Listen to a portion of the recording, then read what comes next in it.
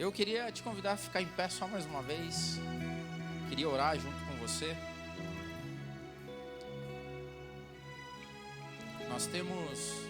Estamos nessa nossa série Dupla Cidadania, falando sobre os dilemas da vida cristã hoje.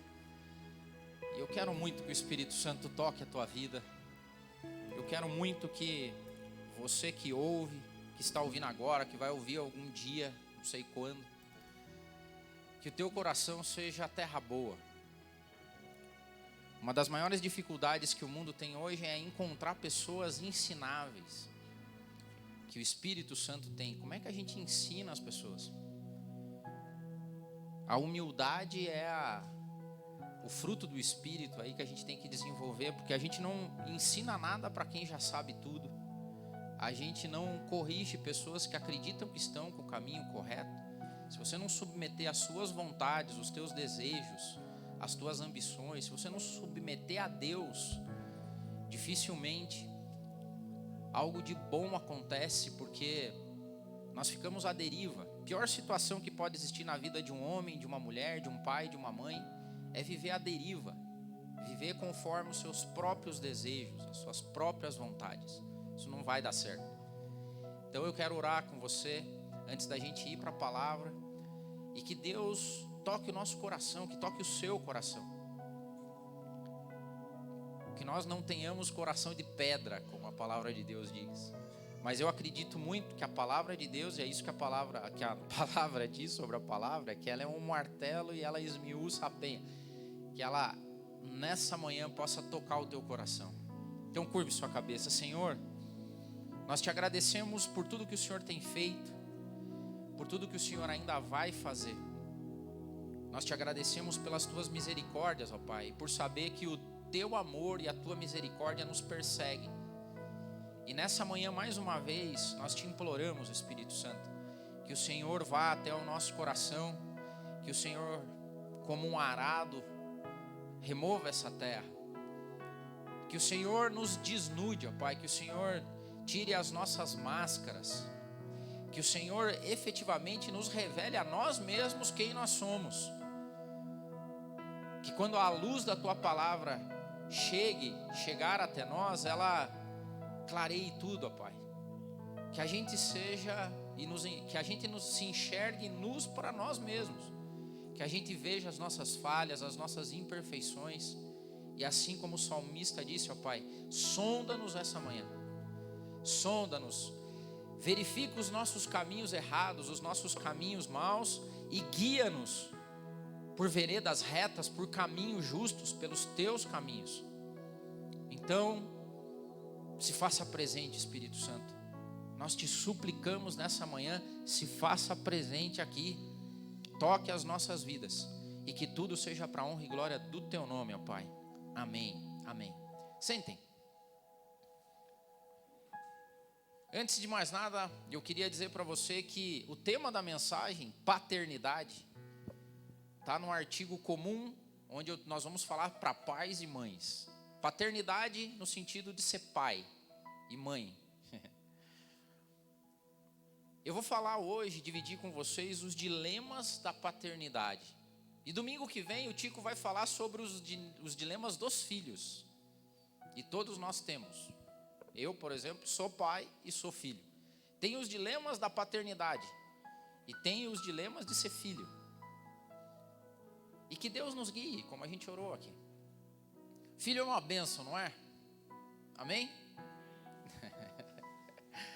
Como já disse uma pessoa que entende, muito sábia, disse o seguinte, que filhos são o nosso coração batendo fora do nosso corpo.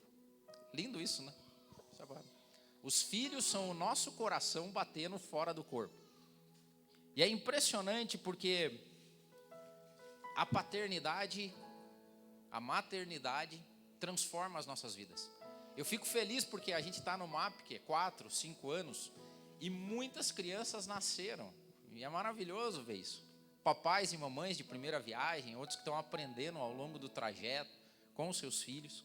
Ser pai é mais complicado, né? No sentido da se transformar em pai. Porque mãe vai sendo mãe desde o início. Sim, você vai vendo, vai fazendo as ecos, você sente a criança dentro de você, o coração bate no mesmo ritmo, e tem toda uma, né? Agora pai não, cara. Como disse Milor Fernandes, falou assim, e o pai saiu da maternidade com uma dúvida. E é assim que acontece. Porque a gente vira pai assim, chega, eu lembro até hoje, o João nasceu, aí eu estava acompanhando o parto, e a enfermeira tirou ele envolto nos paninhos, cortou o cordão umbilical e colocou no meu braço. Eu falei, meu Deus do céu, tá aqui. A galera brinca porque eu levei para tirar uma foto e eu, moreno, assim, eu tava branco, cara, branco, com o lábio meio roxo. E essa foto tá lá, eu segurando o pacotinho. Assim, cara, virei pai. Me transformei em pai. Mas, quando os filhos nascem, e eu acho que é só quando se tem filhos que se entende amor incondicional. Nenhum homem, nenhuma mulher consegue entender o que significa amor incondicional até o dia que ele tem um filho. E essa frase que pais carregam é a maior verdade que o mundo conhece, que é a seguinte: quando você tiver seu filho, você vai entender. Ninguém entende antes de ter o filho. Então, quando eu ouvia meu pai e minha mãe falando sobre isso, porque você, quando só é filho, você não entende a perspectiva paterna, materna. E a minha mãe falou a vida inteira isso, e eu ouvi vários pais e mães falando isso. Quando você tiver seu filho, você vai entender. É batata. Teve o filho, entendeu? Automaticamente. O teu coração batendo fora do seu corpo. As dores, cara. Você sente a dor do seu filho, você quer transferir as coisas, você quer proteger. Isso é amor incondicional. Amor entre homem e mulher sempre é um amor compartilhado, onde você dá, recebe, é bom isso, aos poucos vão formando uma só carne. Agora com filho não, meu. Filho é quando você tiver seu filho, você vai entender. E que bênção entender isso. Só que junto com isso vem dilemas que a gente vive hoje, e é sobre isso que eu vou falar. E me permita ser desafiador aqui nos dilemas, porque são os meus dilemas também, e também são dilemas que a gente vê na sociedade em geral. Primeiro dilema, vamos já começar a nossa lista dos dilemas da paternidade e da maternidade. O dilema do futuro dos nossos filhos. Você não tem dilema com relação a isso, não? Pais e mães? O que será do meu filho? O que será da minha filha? E a palavra de Deus em Provérbios 22:6, texto extremamente conhecido, diz o seguinte: educa a criança no caminho em que deve andar, e até quando envelhecer, a criança não vai se desviar desse caminho. Legal, né? Fala, então tá tranquilo, vou educar. Rapaz do céu. É impressionante, mas talvez assim, nem sempre dá certo isso aqui. Eu tô que nem Salomão montando as mensagens dessa série, porque Salomão em Eclesiastes ele vê a vida como a vida é. E eu, estudando sobre os dilemas da paternidade, eu tenho tentado ver sobre todas as matérias dessa série, a vida como ela é. Você concorda que se isso aqui tivesse, se isso fosse realidade na nossa vida, não haveriam jovens, adolescentes que deixariam os caminhos do Senhor, ou os caminhos da fé? Isso não é verdade. Então tem algumas questões aqui, a Bíblia pode estar mentindo, pode falar assim, isso aí não é verdade. Salomão escreveu lá em Provérbios, mas não é verdade. Por quê? Porque eu tenho amigos que são cristãos, que viveram a vida inteira na igreja, que trouxeram as crianças para a escola dominical desde sempre, que oravam com as crianças, que faziam tudo, e que agora os filhos não estão mais, se desviaram, não estão no caminho. A dificuldade na nossa dupla cidadania é fazer com que os nossos filhos sigam a nossa fé. Esse talvez seja o grande dilema da paternidade hoje.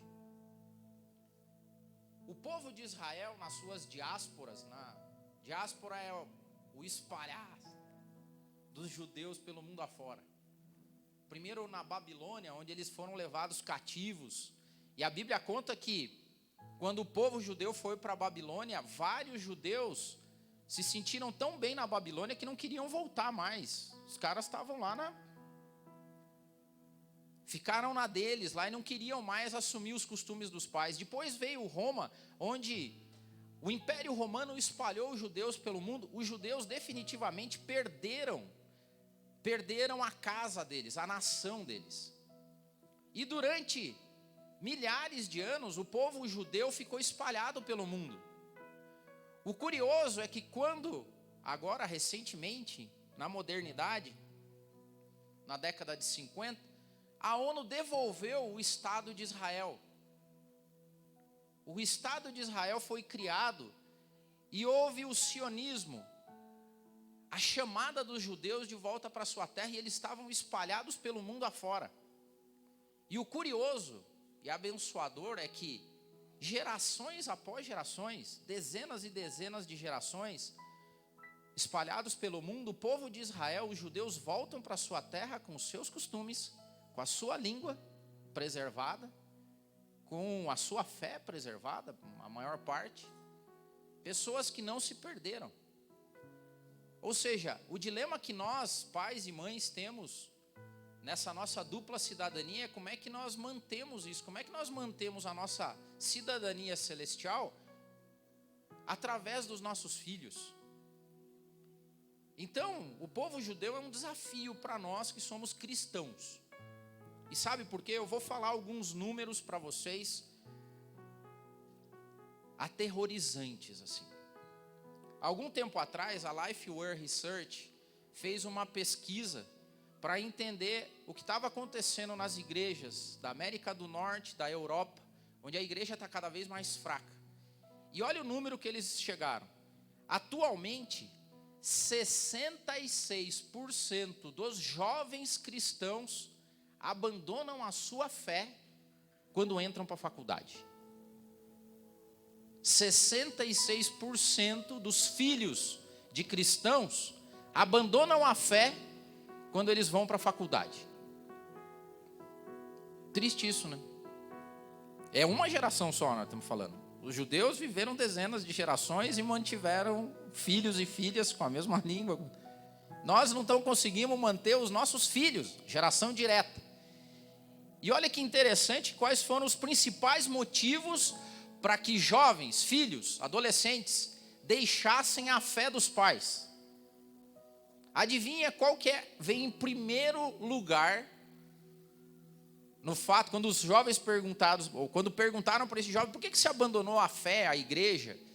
Primeiro lugar, pela hipocrisia dos membros da igreja e pela hipocrisia dos pais. A palavra de Deus diz que nós devemos educar os filhos no caminho e não educar os filhos na igreja. Isso aqui é sutil, mas tem uma mudança absurda aqui. Você não educa os teus filhos aqui no MAP. A palavra de Deus diz que você tem que educar a criança no caminho. E aqui vale um parênteses, que esse foi um dos grandes motivos meus.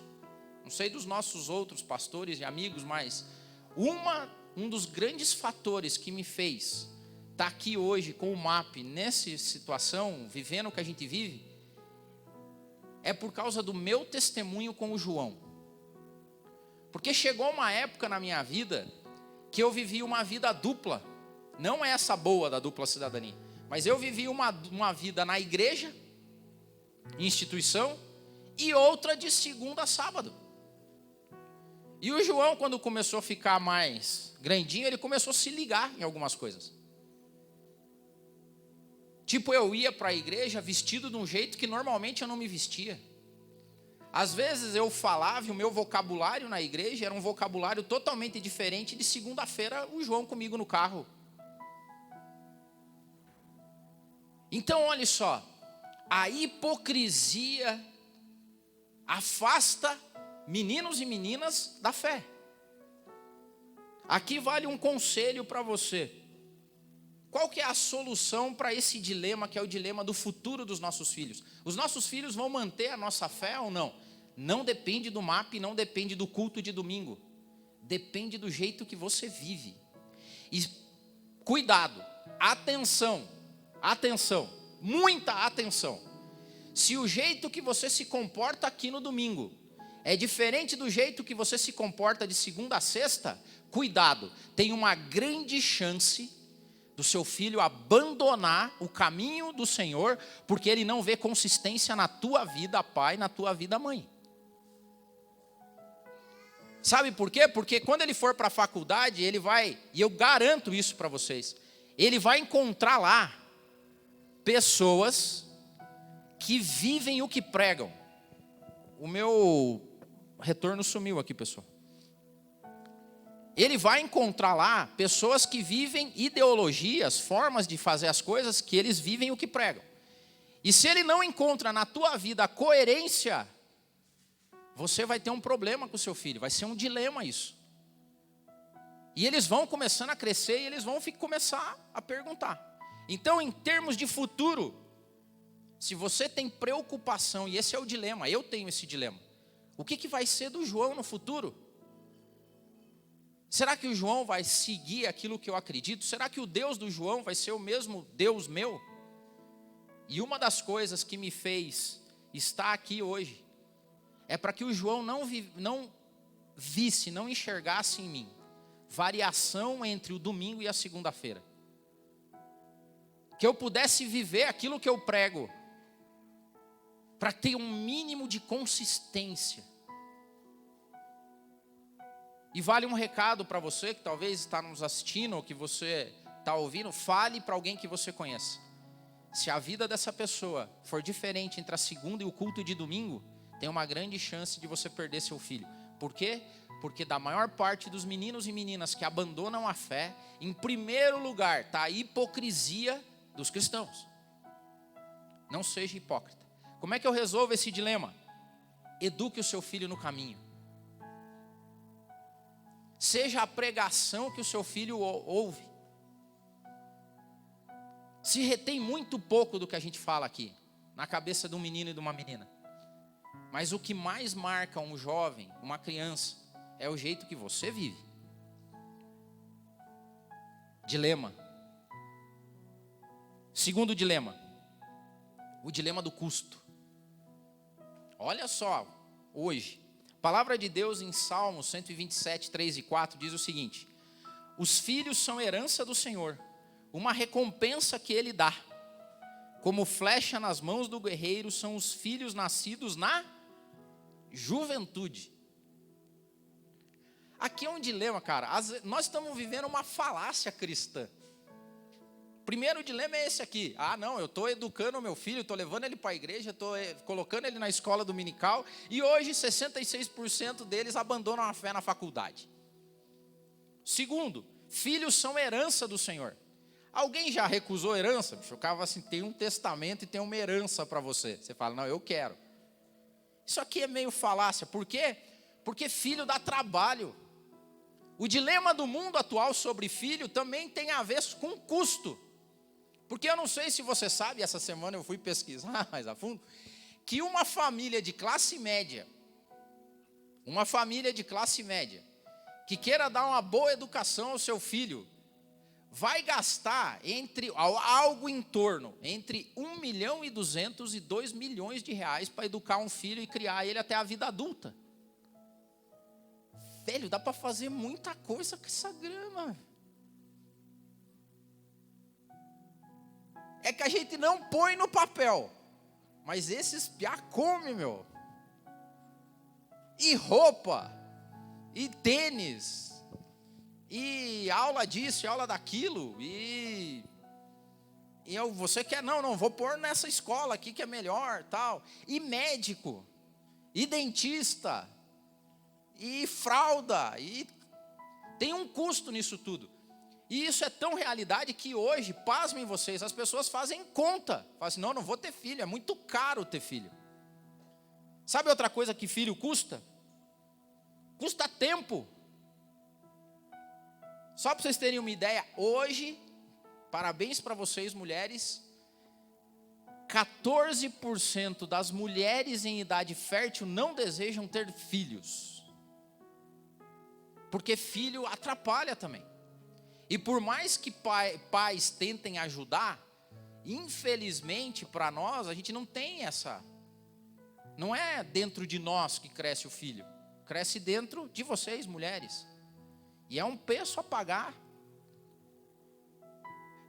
Porque mulheres, por exemplo, em vida profissional, perdem um tempo precioso. Porque enquanto os homens que não têm que carregar no seu ventre nenhuma criança, estão estudando, acordando, indo, fazendo hora extra, as mulheres têm o custo da maternidade. Tem o custo de carregar uma criança dentro delas. E nesse tempo, a firma não para. A firma continua crescendo, os desafios vêm. Quantas mulheres não voltam para o trabalho e quando voltam da licença maternidade não tem mais nem a vaga dela lá, a posição dela sumiu. Tem um custo nisso. Tem o custo do filho. Cada vez mais mulheres abdicam da maternidade para que a maternidade não prejudique a sua vida profissional. Tem um custo de beleza também, certo, mulheres? Porque deforma o corpo. E nós vivemos num mundo que valoriza um corpo sarado, bonito, sem estria. Tem um custo nisso. Eu não quero, talvez, porque isso custa. Os pais não ficam muito atrás também, porque dá trabalho criança, porque daí você chega cansado em casa e tem que dedicar tempo para o filho ainda. Tem que ir jogar bola, tem que participar.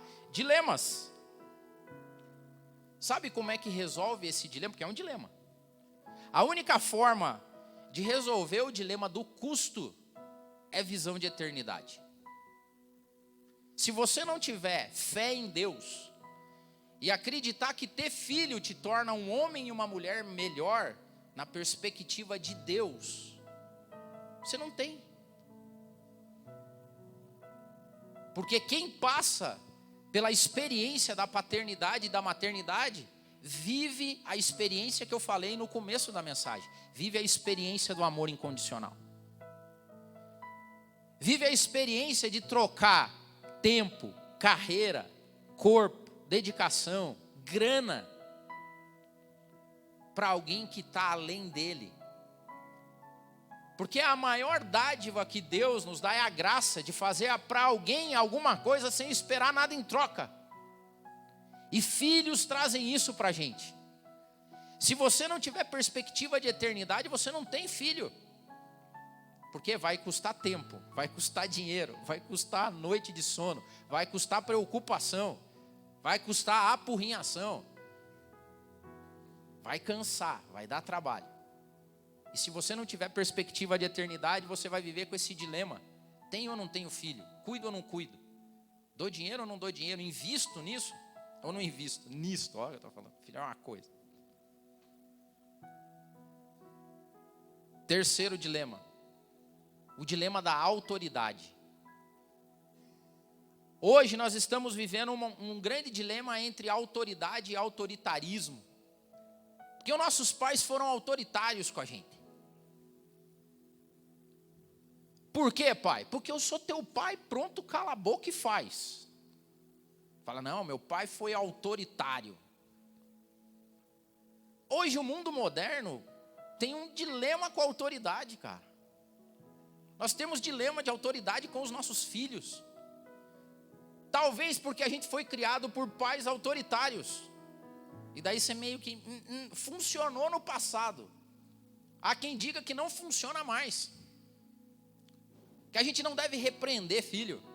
Que a gente não deve educar filho. Que a gente vai criar crianças que não dão o máximo delas, que elas vão ficar subjugadas.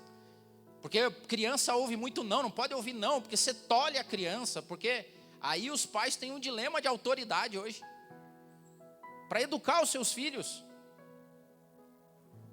Mas se a figura que nós temos, que representa a paternidade para nós, e no geral, aqui Deus, cara, Deus não alivia com o filho não, e para o bem dele. Nós temos que entender que argumentação de filho faz parte da vida. Filho argumenta. Filho pergunta o porquê. Por que, pai? Por que, mãe? Não aceito. Se você não tem na adolescência, espere. O nível de argumentação vira hard. A argumentação na adolescência, eles fazem PhD, não sei onde que eles... Mas filho adolescente é expert em argumentar. E se você não for um pai e uma mãe resolvida, você vai viver o dilema da autoridade na sua casa. E eu vou trazer aqui o exemplo de Jó. O maior discurso de Deus na Bíblia está em Jó. Imagine que Jó começa a argumentar com Deus. Por que isso? Por que aquilo? Porque filho pergunta por quê. Por quê? Por quê? Por quê? Por quê? Não, mas por quê, pai? Não, mas você precisa me explicar. E o porquê? E por quê? E Jó estava nessa do porquê com Deus. Aí em Jó 38 começa a resposta de Deus a Jó. E olha só, eu não vou ler todo porque é grande, mas eu te aconselho a ir para Jó 38, 39, 40 e ler Deus falando para Jó. Porque Jó estava tipo adolescente argumentando. Então o Senhor respondeu a Jó do meio da tempestade e disse a ele: quem é esse que obscurece o meu conselho com palavras sem conhecimento? Daí Deus fala para Jó: prepare-se como simples homem. Eu vou fazer umas perguntas e você vai me responder. Já que você está fazendo pergunta, Jó, você está cheio dos porquê, eu também vou perguntar para você. Onde você estava quando eu lancei os alicerces da terra? Responda-me, se você sabe tanto. Quem marcou os limites das suas dimensões? Vai ver que você sabe. E quem estendeu sobre ela a linha de medir? E as suas bases sobre o que foram postas?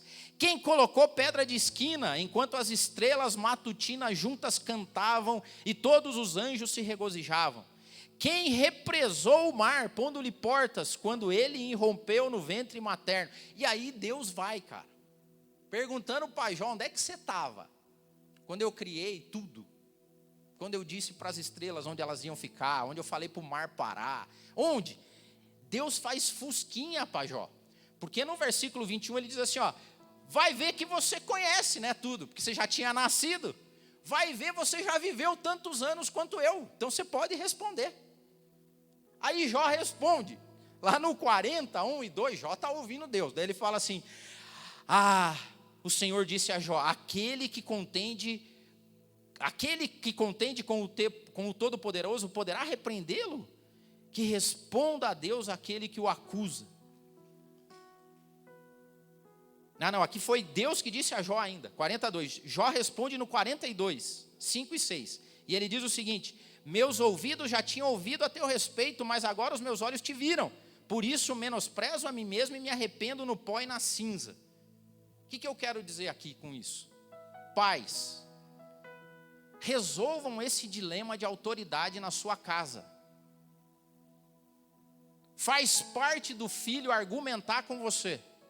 E faz parte tua ser pai. Nós jamais seremos como Deus, mas usando a figura e o princípio de Deus aqui, é quando teu filho começar a argumentar com você, você fala assim: onde é que você estava? Onde que você estava quando a gente decidiu ter você? Onde é que você estava quando o papai e a mamãe ralaram para trabalhar e fazer você ter tudo que você tem? Fale, responda, talvez você saiba. Você já é velhão, tem bastante anos, você já é bem sábio, talvez você saiba isso. Resolva o dilema da autoridade na tua casa. Filho tem argumentação e vai argumentar assim como nós argumentamos com Deus. O ponto é que chega uma hora que você tem que falar assim, ó: aquieta. Deus falou assim: aquieta-te porque eu sou Deus. Lá na tua casa tem uma hora que você tem que falar assim: aquieta porque eu sou o pai, aquieta porque eu sou a mãe e ponto.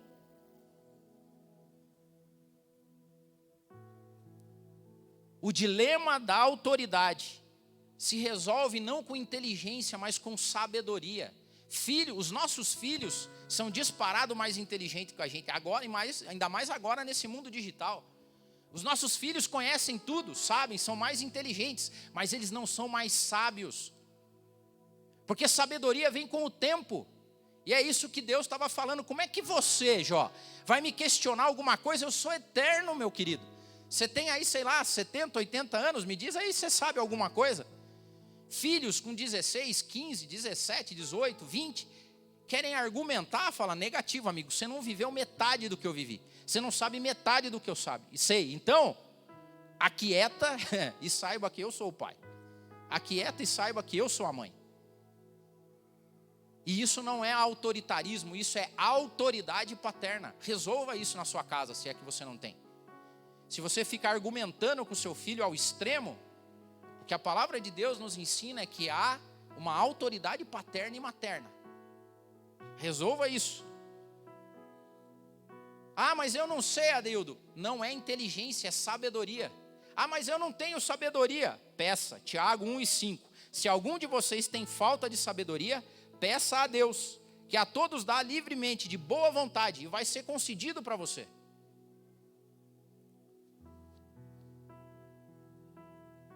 Exerça o seu papel de pai e mãe na sua casa.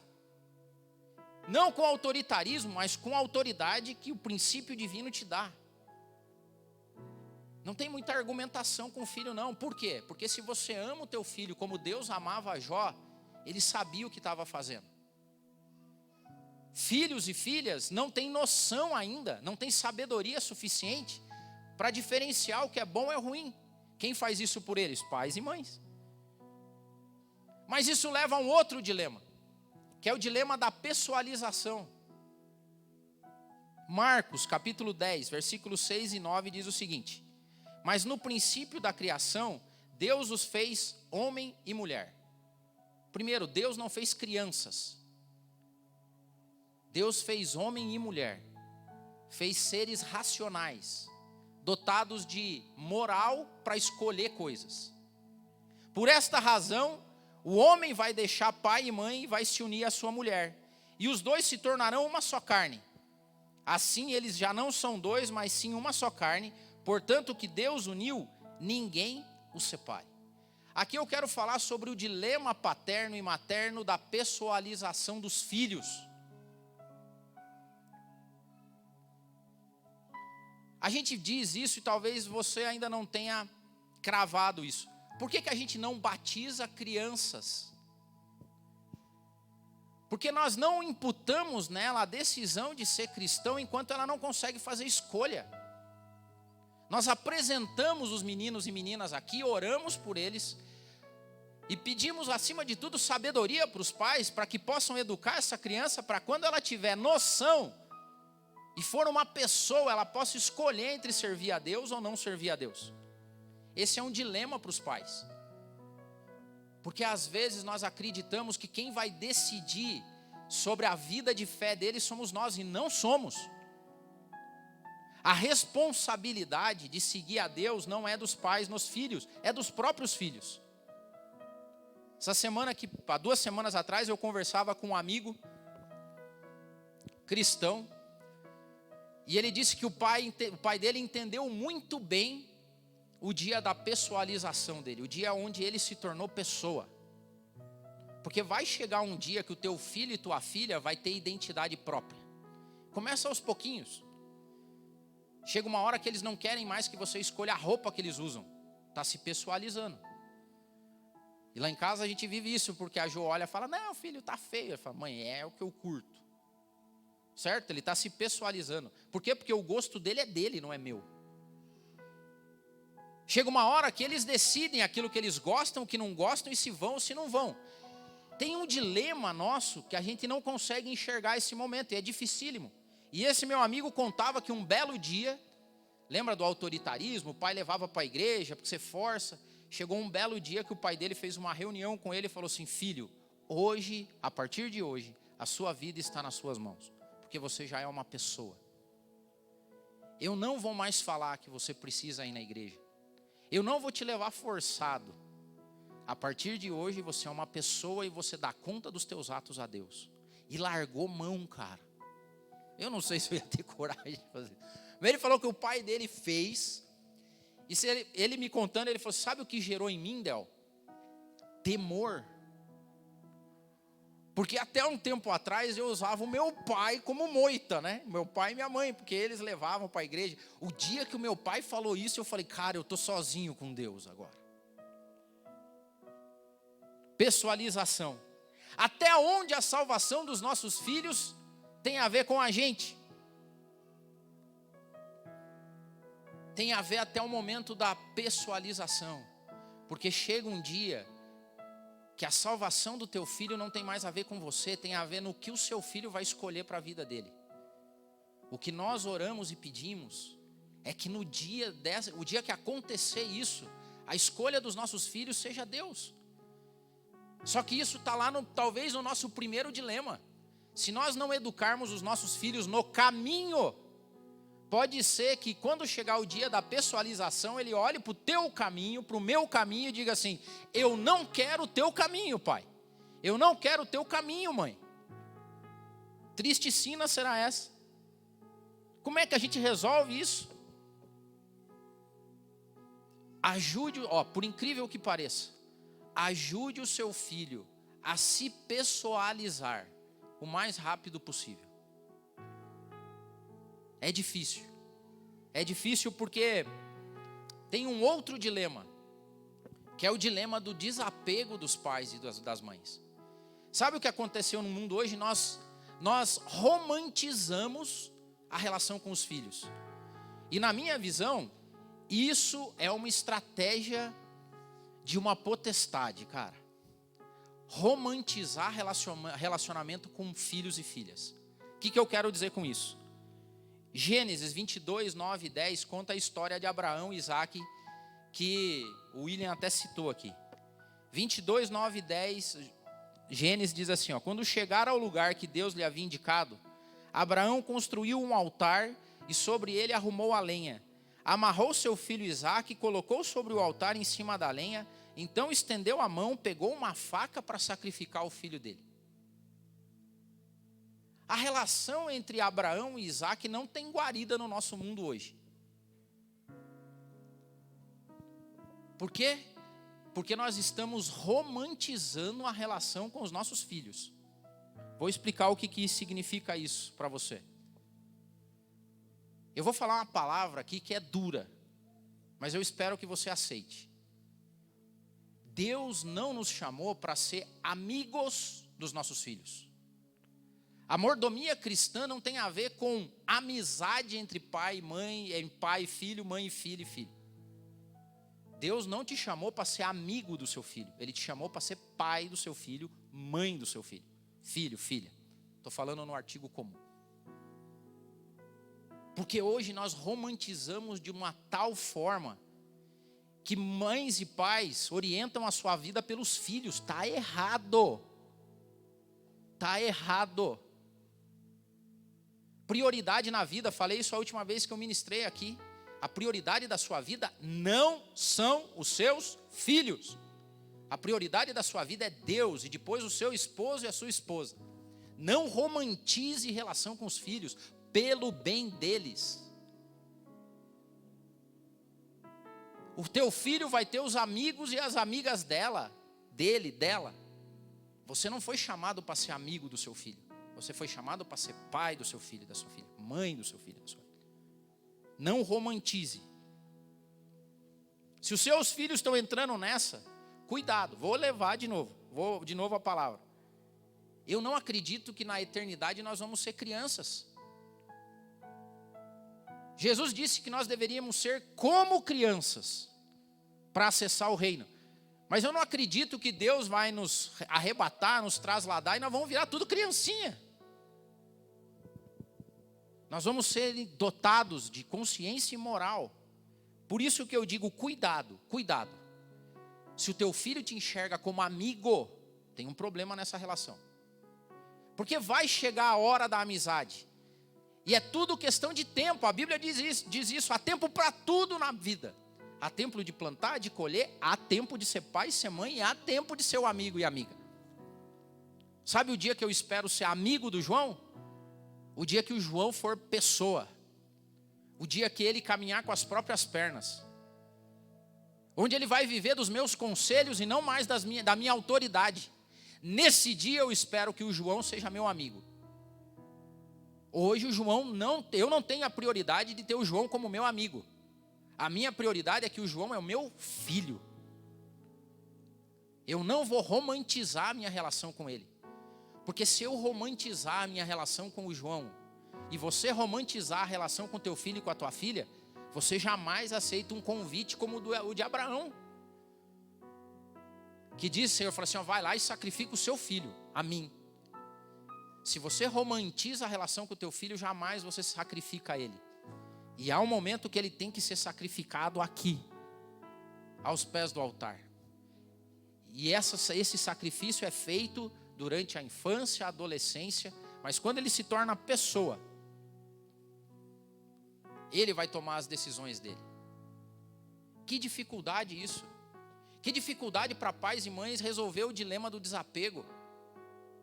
Nós nos apegamos aos nossos filhos de um jeito errado. A gente vê isso, e me perdoem, eu vou falar. Filho manda em casa, o que é isso? Está errado, teu filho não manda na sua casa não. Filho e filha decidindo o que vão fazer, ainda sem ser pessoa, está errado. Vai dar problema no futuro. Não romantize a relação com seu filho. É mordomia paterna e materna. Vai chegar o dia que ele vai escolher. É bom que ele saiba de casa. Talvez nasceu daqui o dilema da sogra, né? Dilema da sogra, do sogro, do pai, da mãe. Pare de se intrometer na vida do teu filho que já é homem, já é mulher. Temos criado uma infância eterna numa romantização errada dos filhos e dos filhas. Desapego. Desapego. Só que tem que ser um desapego com amor. Essa passagem de Abraão e Isaac, ela tem uma importância absurda na minha vida. Eu tenho um esboço sobre essa passagem de Gênesis 22. Eu já ministrei em vários lugares. Que saudade, inclusive, eu tenho de quando eu era pregador itinerante, que eu pregava o mesmo esboço umas 500 vezes. Todo domingo aqui é comida nova, então o negócio está mais difícil agora.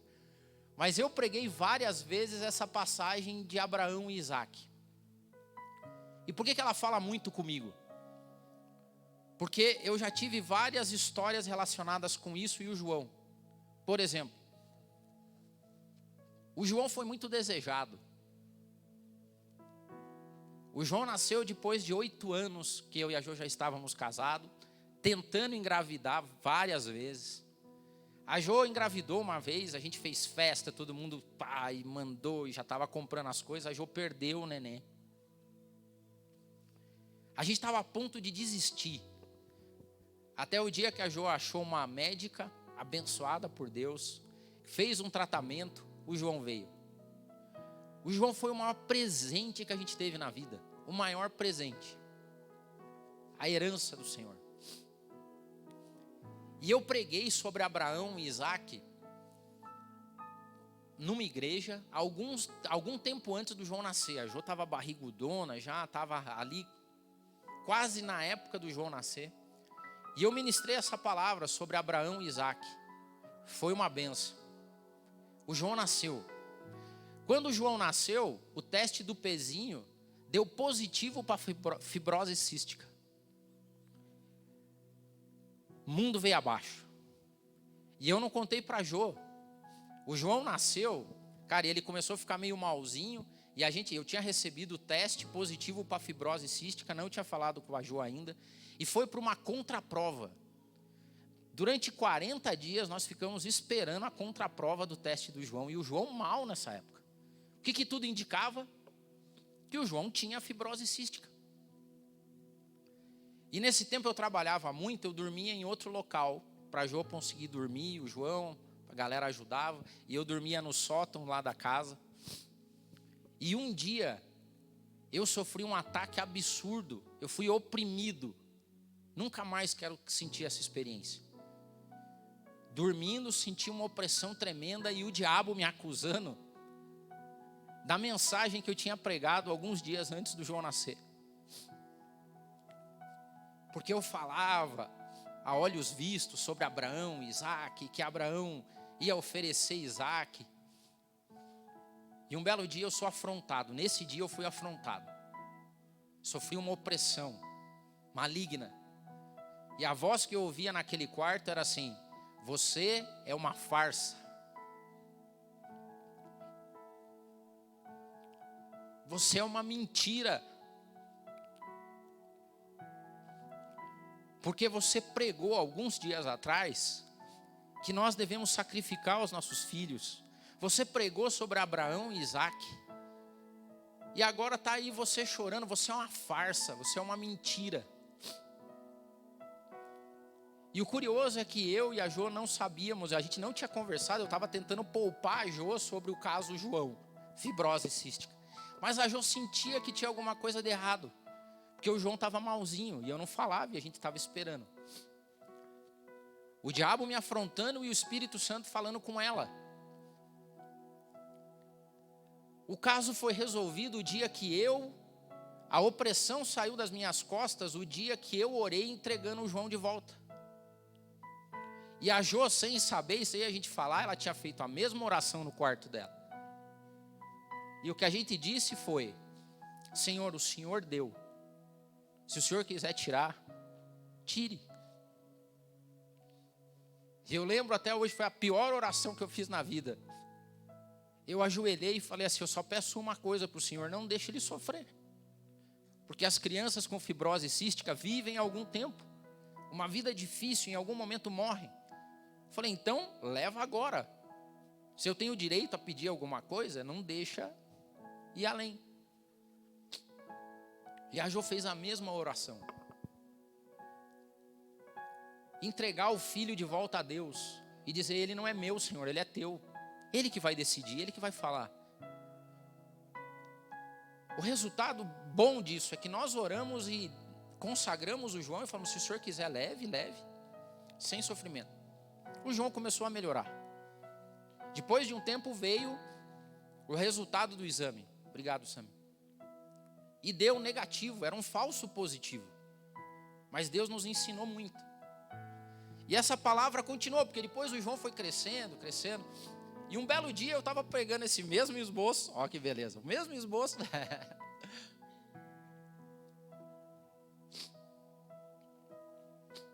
Esse mesmo esboço de Gênesis 22 numa outra igreja. Agora era uma outra situação. A Jo e o João estavam na igreja. E eu preguei e foi de novo maravilhoso. E nós voltamos para casa, o João agora grandinho, sei lá, tinha uns 7, 8 anos. E ele ouviu a mensagem, chorou na mensagem. E quando a gente estava voltando para trás, uma benção, nossos filhos no banco de trás do carro, estava lá na sua cadeirinha, belo e formoso. Aí ele falou assim, pai, falei, fala filho. Mas você me mataria mesmo? Momentos de tensão dentro do carro. O que você responderia? E eu falei assim, filho, hoje não tem mais a mesma lógica que tinha no passado, que era matar fisicamente. Mas sim, eu te mataria. Como eu te mato, e na verdade ele não sabia, mas a gente mata os nossos filhos aos poucos. Porque nessa fase de pessoalização, tudo que a gente faz é matar eles. O João é assassinado emocionalmente quase todo dia, porque eu digo um monte de não para ele. Pai, mas eu quero. Não vai. Estou matando ele. Na verdade, eu estou sacrificando ele a algo maior. Em algum momento eu acho que isso vai valer, eu creio em Deus nisso. Mas eu falei, sim, filho. Na verdade, papai e a mamãe já te ofereceram. Você já é um sacrifício a Deus. Você já foi entregue de volta.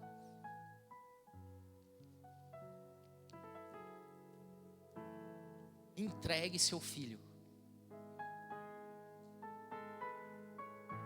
Aqui talvez venha uma palavra de consolo a você, que é o consolo que eu tenho também.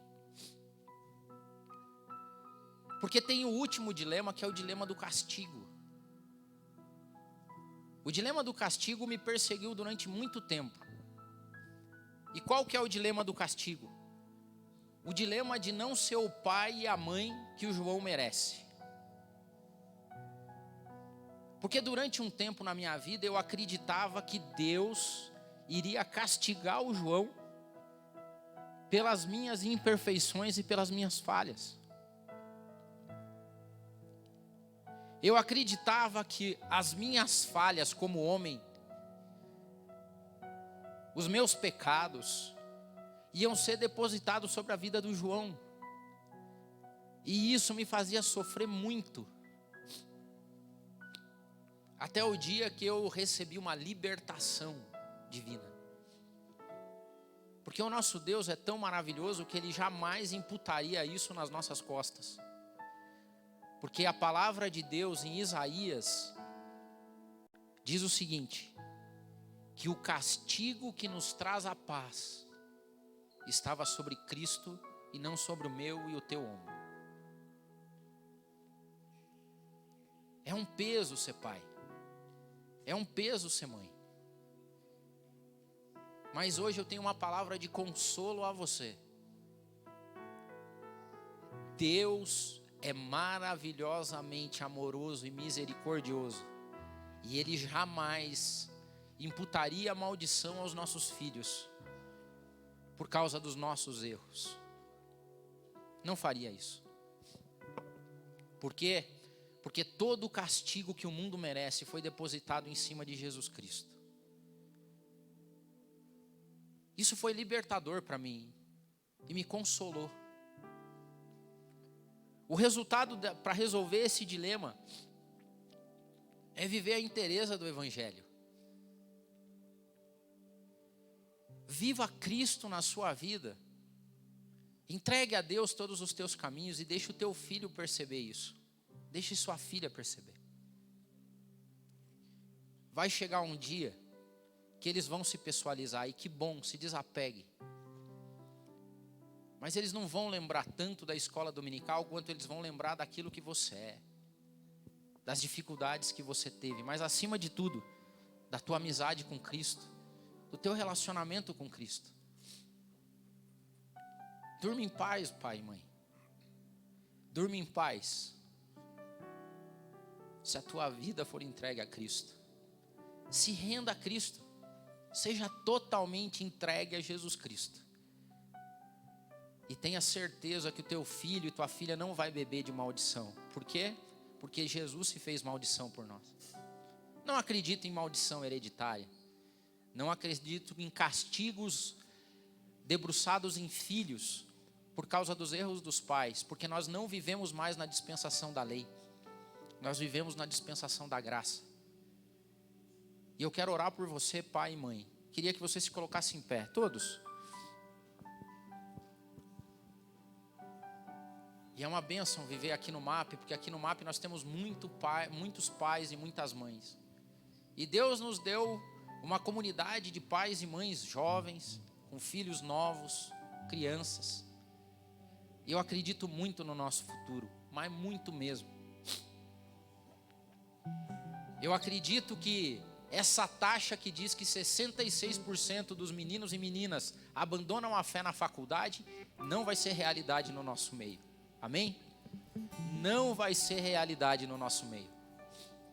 Porque nossos filhos e nossas filhas vão testemunhar discípulos e discípulas de Jesus Cristo, que vivem o Evangelho na segunda, na terça, na quarta, na quinta, na sexta, que vivem o Evangelho no almoço, no café da manhã, trabalhando, sentando, brincando com eles em tudo. Eu quero orar por você. Eu quero ministrar a unção na tua vida como pai e como mãe. Eu quero que ela transborde na sua vida. Mais muito, mais muito. Pai, oh, que bênção é falar esse nome. Pai.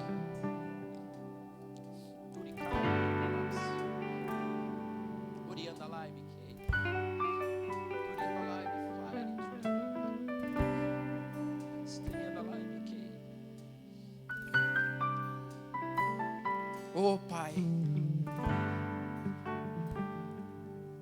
nos dá a tua unção, Espírito Santo. Nos dá do teu Espírito, Pai, para que nós sejamos pais e mães de acordo com os teus princípios. Molda a nossa vida de um jeito que a gente consiga testemunhar, ó Pai, e educar os nossos filhos no caminho. Nos dá da tua unção. Enche as nossas casas, meu Pai, com muito, mas muita unção. Que nós sejamos pregações vivas. E acima de tudo, tira os nossos dilemas como pai e mãe. Resolve, ó Pai, isso. Nos ajuda a resolver, Espírito Santo. Nos dá casas abençoadas, ó Pai. Que a gente seja cheio, ó Pai, cheio. Que a gente viva o Evangelho em tudo que Ele é e nos proporciona.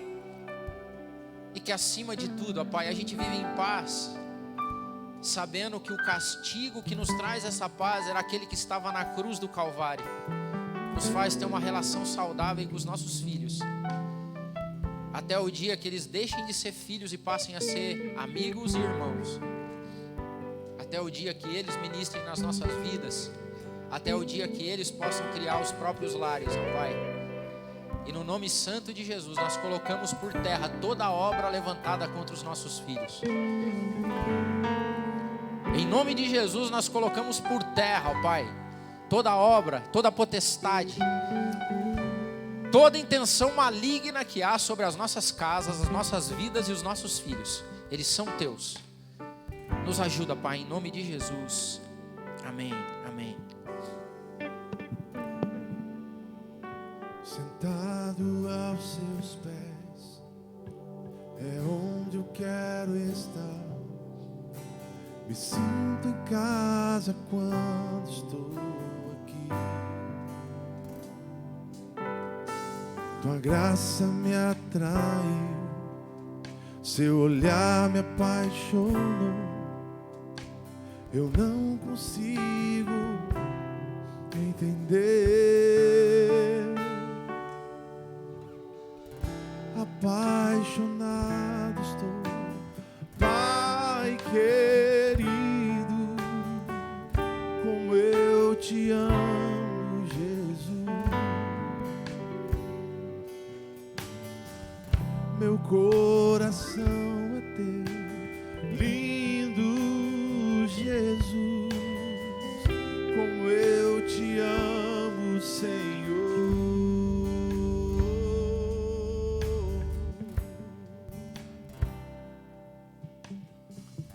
Apaixonado estou, Pai querido, como eu te amo, Jesus.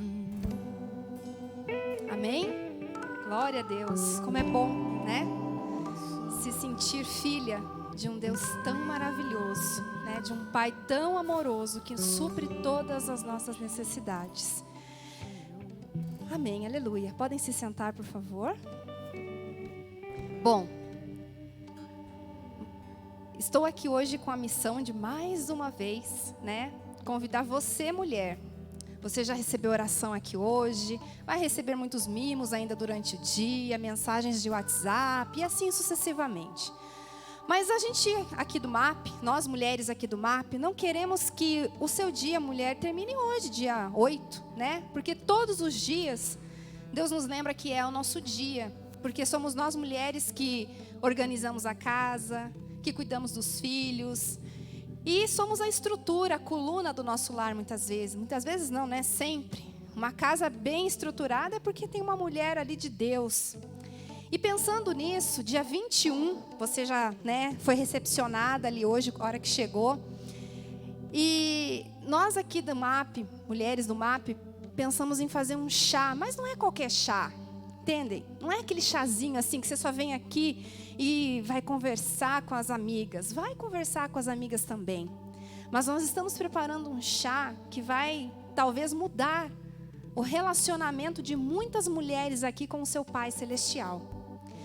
E eu tenho um recado muito importante para dar para você hoje, que só temos mais ou menos ali uns 10 convites. E no dia a gente não vai vender convite, porque temos que, né, deixar tudo organizadinho aqui. Então nós gostaríamos que, se você tem uma amiga e você sabe que essa amiga precisa estar aqui nesse chá, e nós não só estamos preparando esse chá pensando em organização física, né, espaço, e já estamos aqui, que mulher é assim, quando ela vai fazer uma festa, ela quer fazer tudo do bom e do melhor. Mas nós estamos preparando esse chá debaixo de muita oração, porque nós queremos que nesse dia o Senhor vai curar, que nesse dia o Senhor vai restaurar relacionamentos, que nesse dia o Senhor vai derramar um pouco mais da graça dele sobre as nossas vidas para que a gente possa ir além. Então, se você tem uma amiga e você sabe que ela precisa de tudo isso e mais um pouco, venha, traga ela.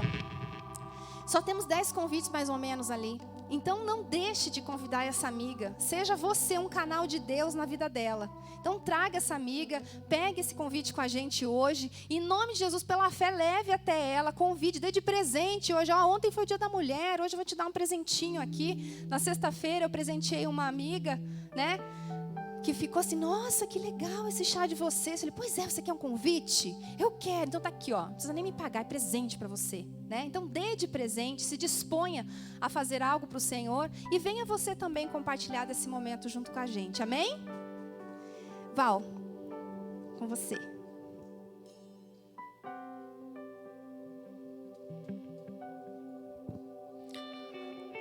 Falando em homens, passa por nós homens, incentivo.